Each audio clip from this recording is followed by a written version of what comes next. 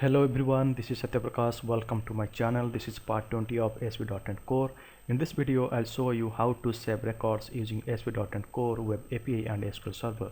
So guys, before going to this video, please visit my part 19 in ASP.NET Core tutorial course or playlist so that you'll get some real-time idea how to create ASP.NET Core application and how to implement in your real-time scenarios.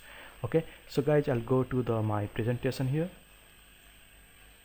So guys, in this video I'll show you how to create a controller action method to save employee records, create a view to design save employee user interface, how to run API and MVC app to display the records. So guys, first of all, I'll created one notes here, step-by-step process. First of all, I have created two instances of command prompt, which is path is mapped to one path is mapped to ASP.NET Core MVC application, another one it is ASP.NET Core API. Same way, I have created two instances of VS Code which contains the ASP.NET Core API application, and one VS Code instance contains the ASP.NET Core MVC application. Okay, so first of all, I need to check the HTTP post of create employee method in .NET Core API. I'll go to my ASP.NET Core API application. So here, this is HTTP post operation to create the employee. Okay, so this is method is create employee and employee object, and this is the parameters I'm passing. The employee created equal to datetime.now, and the employee add employees, and the save changes and return create action method and get employees and the employee.employee ID. So guys, this HTTP post operation is used for create or insert the new records. So this endpoint I need to integrate in my ASP.NET Core MVC application, so that through UI we need to insert the new records of employee. So guys, in my tutorial I already have mentioned this all the endpoints of ASP.NET Core API application. So please go through the ASP.NET Core tutorial playlist or course section.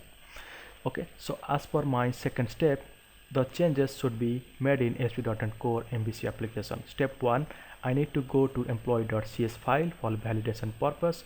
I'll go to .NET Core MVC application. So this is inside models, there is one file employee.cs. Okay, so this employee.cs, it contains all the properties: employee ID, first name, last name, email, hire date, salary, create date, and updated date. So remember guys, this employee ID is a auto-generated identity column, so that is not need to mention in the UI to insert the records. And this create date, updated date should be inserted as per the default current date. Okay, apart from that, all this first name, last name, email, hire date, and salary should be as an input field in UI, so that user can insert the records for these employees. So this is the code of employee.cs file. Okay, so step 2, employee service.cs file is used to some method definition for post operation. So it will call that API endpoint which is mentioned in ASP.NET Core API application for post operation. So I'll go to this file employee service.cs. So this employee service.cs file, okay, and this is the create employee async method I am created, and this post as async, it will be contains the this is the endpoint employees. This is the ASP.NET Core API endpoint, and this is the parameter value. Whatever we coming for employee, it will insert the records. And if the status code okay, then it will be return all the employees, return null. If any exception, it will catch block will handle. Okay, so this is the code of, I'll show you all the codes for employee service.cs file. So this is the code of employee service.cs file. But for post operation, only method I need to define here, I need to call here in my controller. So step 3, I'll go to employee control.cs file. So I'll go to employee control.cs file. So remember guys, I'm creating one method for that. So remember, for HTTP post operation we have the same method for get as well as post. So remember, for HTTP get I created one create method, okay, and for HTTP post same method I am creating as a create IXON result return type, passing as the employee parameters, okay, model state, and remember create date and updated date should be the as per the current date, and the created employee await service.create employee as async. So this method nothing but it is a part of service employee service. If you right click go to implementation, it is redirect to this employee service.cs file method which already I discussed. Okay, so here I calling that method, passing the parameters. If create employee equal to null, it will display a message employee creation is failed, and it will return to the return all the records. Okay, return view of employee. Okay, so it's just for showing one valid message, that is employee creation is failed. If the employee creation is successful, it will display a message employee created successfully, and it will redirect to the one view, that is sourcemall.cshtml. Okay, which I already discussed in my part 19 of sp.NET Core tutorial video. Okay, so this is the code of my implementation of HTTP post operation. Okay, so I'll show you whole codes of the controller.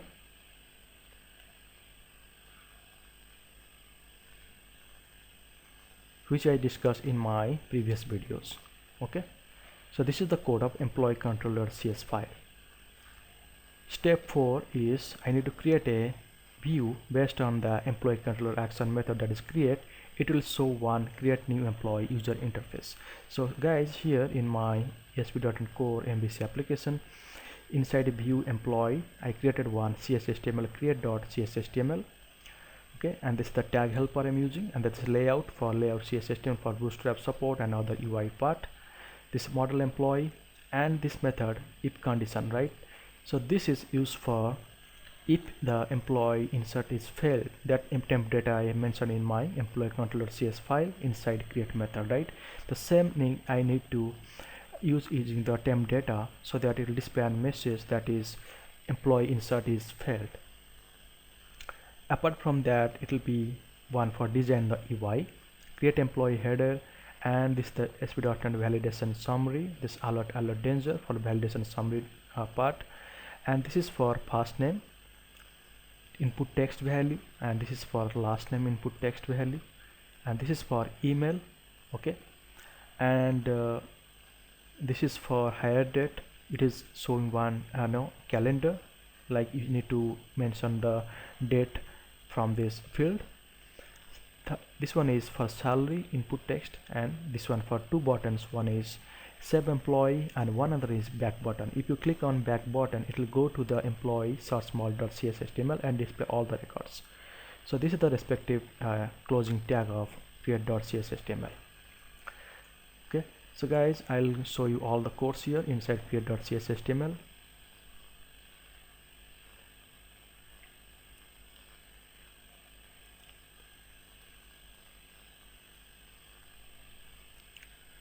Okay, this is the code of create.cshtml. So step 5, I need to, what I'll do is, this is my existing CSHTML sourcemall.cshtml, which is used for display all the records of employee. So there I need to create a button which is mapped to the create.cshtml, so that when the user will click on add create button, it will redirect to the create.cshtml. Okay, so I'll show you that is as well. Go to the, my VS Code. This one sourcemall.cshtml. Okay, so this is the thing actually, guys. So here you remember in action method, create action method of employee controller, I have used two messages. One is for error message, one is success message. If create successful is done, then it will display a message that is create successful. So that I have mentioned here using temp data. Okay, and that button I have used here using ASP controller employee controller, and this is the action method is create, and there is one button bootstrap I'm using create employee. So when the employee click on the create button or create employee button, it will redirect to the create UI user interface. So that is the new code changes inside the sourcemall.cshtml. So anyways, I'll display all the codes here. So this CSHTML is used for display all the employee records.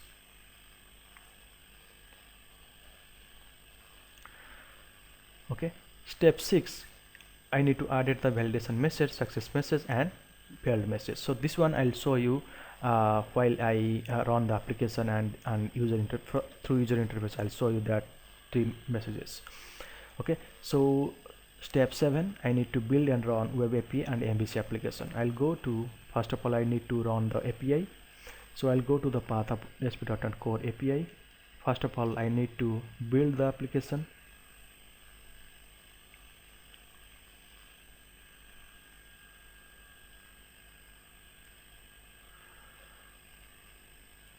And I need to run the application here.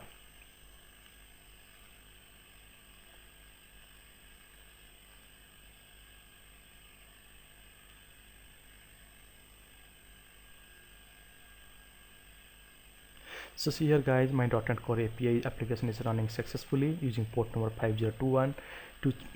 To check that, I need to open the Postman. Here it is my endpoint.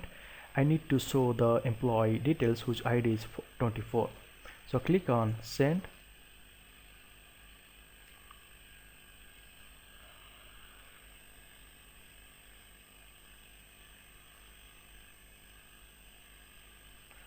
So see here guys, I'm getting the response. Okay, that means my API is running successfully. So what I'll do is I need to run my .NET Core MVC application. So same command, .NET build.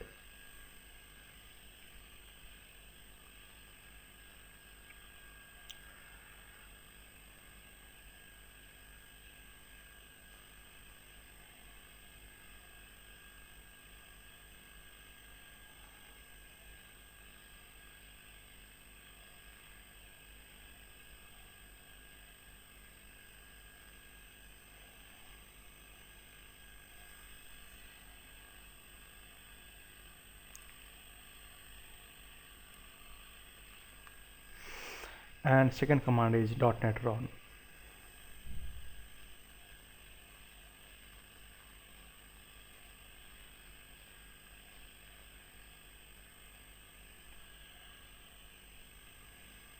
So I'll copy that URL of ASP.NET Core MVC application, go to my browser. Here I paste slash my employee controller, and here instead of create action method I need to put, I used to, for first of all I need to mention that search mall.html because it display all the records, right? So here copy that search malt, go to here, paste and browse. So see here it display all the records, right? So this is my existing implementation of search malt.cshtml. Only thing, I have created one button here, create employee. So when I click on create employee, it will go redirect to the employee create CSHTML, that is redirect to employee create CSHTML. Okay, and display all the input fields. So guys, without insert any records, if I click on save employee, it displays a validation message, the first name, last name, for email, for hire date and for salary, right? So here I'll refresh it. I need to insert the records here. So here I mentioned the first name Daniel, Vettori, and the mail I need to put Daniel dot Vettori here. If you click on save, it display one message, please include @ in mail address, right? So @mail.com, and if you click on hire date, there is a button, right? So I need to use the hire date as well, and salary I need to put here as 13,000. Click on save. So my employee created successfully, so I'm getting one message here, employee created successfully here, and it is redirect to the search malt create.cshtml. Okay, and there is one cross button, you can close that message as well. So I'll show you one more thing, create employee button, and without insert records, if I click on back button, it is redirected to the search malt CSHTML, which display all the records. Okay, and recently whatever records I have inserted, it is displaying here as a 25 employee ID and display the records. So this 25 employee ID I need to check in my Postman API response. So I need to replace here 25, click send. So see here, this record is showing as a JSON format in ASP.NET Core API response. 25 employee ID Daniel Vettori. Okay, and this created date and updated date is inserted as per the current date. Okay, and the header date as per the user selection. So here I need to create one more employee, that is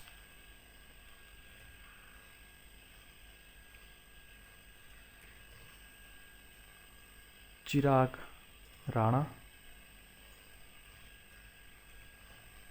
Chirag@mail.com. Hire date I mentioned here, this one, 8th of May. Salary is 23,500. Save employee. I am getting the records is all display here, right? And check in response, that is 26. Click send. So I'm getting the response of ID is 26, that is Chirag Rana. Okay, so that is the one scenario for employee successfully inserted, right? So I need to show, that is to if the create of employee details is failed. Also guys, you need to check your whatever recently created employees. So 25 employee ID, click search, I'm getting 25 employee ID, and 26th, click on search, I'm getting 26th employee ID as well. Okay, so here also I need to display using first name, that is Chirag, right? And for Daniel, it is displaying the records of Daniel, right? Same way for Rana, using last name, click on Rana. There is two last name Rana here. And Vettori, we click on, just mention VTORY. Click on search, I'm getting one record of Vettori. Okay, click on reset, it will display all the records. So guys, here what I'll do, I'll show you one more scenario, that is how the create employee details will be failed. So what I'll do is I'll go to my ASP.NET Core API application. I'll stop the API application here, Control C.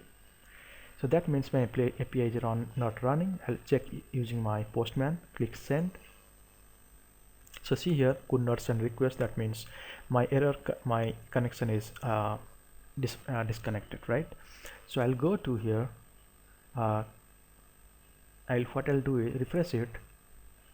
Okay, I enter some records, test 1 2 3, test@mail.com. the header date is mentioned here, 14th of May, 24,000 salary. Click save employee, click on save employee. I'm getting one error message, that is employee creation is failed, please try again. So that means my employee creation is not successfully done. So I'm getting that response here, right? So what I'll do is guys, okay, if I'll click on back button, so see here in search mode CSS_HTML also it not showing any records, so no employee is found, right? So what I'll do is I need to run my .NET Core API application, .NET run, click enter.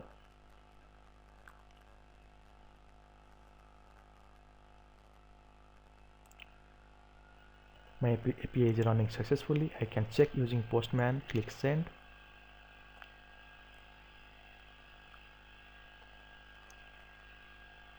So I'm getting the response. So if I refresh it, search mall.cshtml, I can see all the records, and lastly I have try to insert one records, right?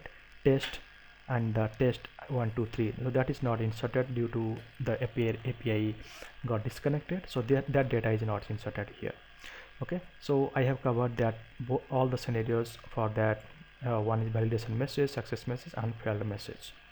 So guys, in this way we can implement insert or save records of employee or any data using ASP.NET Core MVC, ASP.NET Core API, and SQL Server. So guys, I'll go to my presentation here. So guys, that's it for today. Thank you for listening. Have a great day.